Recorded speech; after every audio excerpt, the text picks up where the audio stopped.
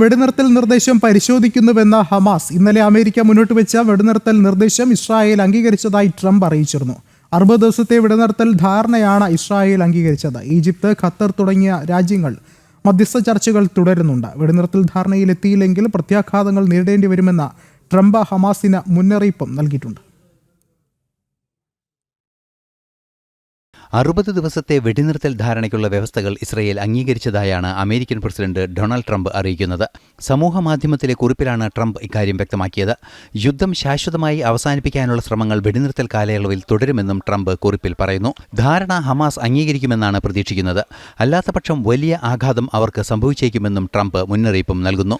മധ്യസ്ഥ രാജ്യങ്ങളായ ഈജിപ്തും ഖത്തറും വെടിനിർത്തൽ ധാരണയ്ക്ക് കാര്യമായ ശ്രമങ്ങൾ നടത്തി.